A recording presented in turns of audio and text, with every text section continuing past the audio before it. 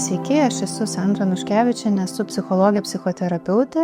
Aš atstovauju psichologinių krizių pagalbos centrą, ten esu mokymų vadovas. Psichologinė krizė tai yra socialinis, emocinis ir psichologinis disbalansas organizacijoje po staigaus ir netikėto įvykio, kuris yra labai stipriai emociškai įkrautas ir turi neigiamų pasekmių tiek individualiam žmogui, tiek visai organizacijai. Psichologinės krizės kaip pavyzdys gali būti savižudybės, staigi darbuotojo netektis, kažkoks įvykis organizacijoje, kaip ten kažkas sprogsta, dūžta ar kažkokio tokio masinio didžiulio nukentėjimo atvejis. Viskas, kas ištinka staigiai ir netikėtai ir tam neina pasiruošti. Tai kaip pavyzdį galėčiau pateikti, jeigu įmonėje žuvo darbuotojas ir tą įvykį matė kolegos, susidūrė administracija su atitinkamais iššūkiais ir tuomet visas organizacijos darbas yra išbalansuotas, emociškai paveikti žmonės nebegali dirbti taip, kaip dirbo iki tol, bet tai yra psichologinė krizė ir tokiu atveju mes teikiam pagalbą. Savižudybė turi savo foną, turi savo išskirtinumą ir tai tam tikra prasme taip tai yra irgi krizė, bet jinai turi savo foną. Tai yra tam specifinis emocinis įkrovimas, todėl kad mirti pasirinko pats žmogus, nelaimingas atsitikimas nutiko, bet nusižudyti nusprendė pats žmogus. Ir tai keliais dalykais skiriasi, tai pirmiausia plitimu, kad tai gali plisti labiau.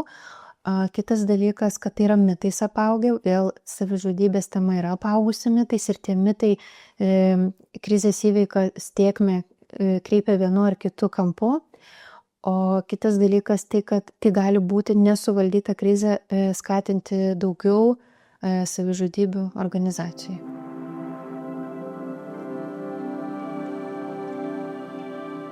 Psichologinių krizių veikimo planas organizacijose yra toksai kaip pagalbos įrankis ir planas būna tas inkaras, kuris truputėlį žemina ir leidžia susiimti organizacijoms, kuomet visiems yra aišku, kas turi daryti, kai ištinka organizacija psichologinė krizė. Psichologinių krizių pagalbos planą aš pavadinčiau tokį kaip žingsnelis po žingsnelio įstaigai padėti įveikti krizę ir labai aiškiai nurodytais atsakingais asmenimis. Tai kažkas turi būti atsakingas už pačius faktus, už tai, kas atsitiko, visos informacijos surinkimą ir sunešimą į vieną vietą, kad visa krizių komanda būtų kaip susivienodinę vienam lygmenį, visi žinotų vienodą informaciją. Nes krizės metu ir didelios krizės masto metu pasimeta informacija. Tai svarbu susivienodyti informaciją. Tada labai svarbu žmogus yra kita dalis tokia būtų komunikacija. Tai komunikacija yra su darbuotojais, kas komunikuoja, kaip komunikuoja, ką komunikuoja, kokiais kanalais komunikuoja, kas komunikuoja su artimaisiais. Galbūt tas pats žmogus, jeigu yra didelė organizacija, dideli resursai, paskiriame atskirą žmogų, kuris nuolatos bendraus su artimaisiais, siūlys pagalbą, teiks informaciją, bendradarbiaus, ar ne? Tada yra išorinė komunikacija, tada irgi žmogus atsakingas. Jis turi žinoti visus faktus tam, kad jis teisingai iškomunikuotų į išorę, kas vyksta organizacijoje, kas nutiko ir kokia pagalba ar ne pagalba yra teikiama. Dar vienas atskiras, sakykime, toks pakopa, pavadinkim taip, yra apie pagalbos resursus. Labai svarbu yra pagalvoti ir iš anksto jau žinoti, kokiais pagalbos resursais mes naudosimės ištikus nelaimiai.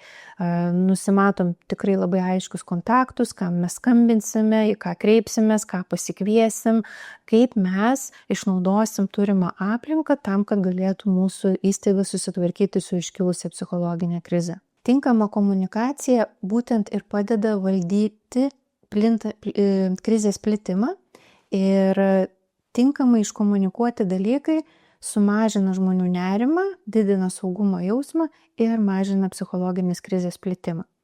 Tai komunikuojant vidinėje komunikacijoje turėtų būti paaiškinama, kas įvyko, kas šiuo metu yra daroma ir kokie yra artimiausi planai, pabrėžiant tai, kad kai bus naujausia informacija, mes jūs informuosime. Ir tada žmonėm yra aišku, kad nereikia ten kažkur ieškoti, kur galbūt šaltiniai nėra tikslus, kad komanda krizių įveikimo duos informaciją tada, kai jie žinos. Tuomet labai svarbu yra, kas liks atsakingas už tai, kad darbo procesai nenutrūktų, nes krizėje, kai ištinka, mažai organizacijų turi tokią prabangą sustabdyti visiškai darbą. Dažniausiai darbas turi tęstis ir jį kažkas turi daryti. Tai reikalingas žmogus, kuris galėtų koordinuoti šitos darbus. Taip pat reikalinga, kas bendraus su tam tikrom įstaigom, kaip darbo inspekcija, policija, medikai ir visa kita. Tai kai mes turime labai aišku savo uždavinį, tai kai ištinka krizė, aš kaip žmogus žinau, ką man reikia daryti.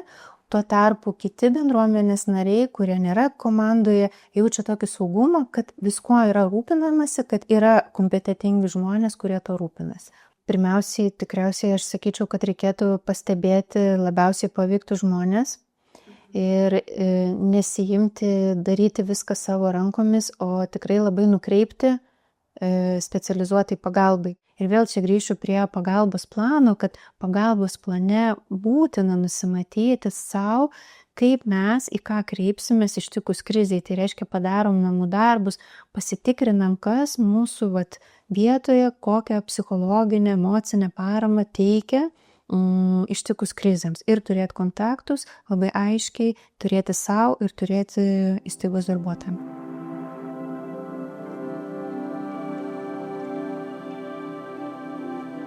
Kuo mūsų organizacija gali padėti ištikus organizacijų psichologinę krizę, tai yra pirminė, tai gali būti konsultacija telefonu, nemokamu numeriu 1815 ir pokalbis su konsultantu irgi gali būti vienkartinis ir tai gali to ir užtekti, pasitarus su konsultantu, ką daryti, kaip daryti ir kaip valdyti organizaciją, to gali ir užtekti ir atsisveikinam šitoj vietoj. Tačiau jeigu įvertinus, kad neužtenka šitos pagalbos, tuomet yra formuojamas atvejis ir siunčiama į būtent į įvykį mobili krizių įveikimo komanda.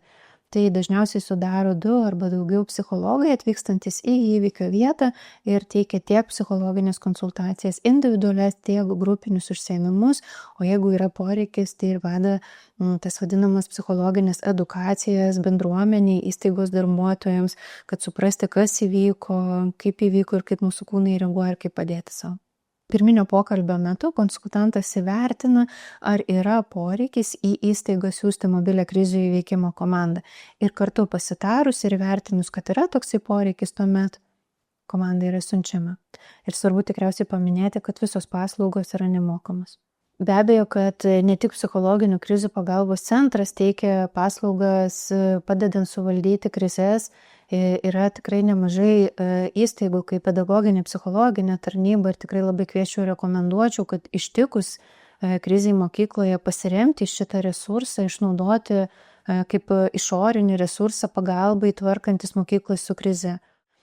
Taip pat tie patys psichikos sveikatos centrai ir ten irgi yra teikiamos psichologinės konsultacijos. Be abejo, aš suprantu, kad yra ir eilės ir visa kita, ne visada tai pavyksta, bet kiek įmanoma savo bendruomenėje turėti ir išnaudoti tą resursą.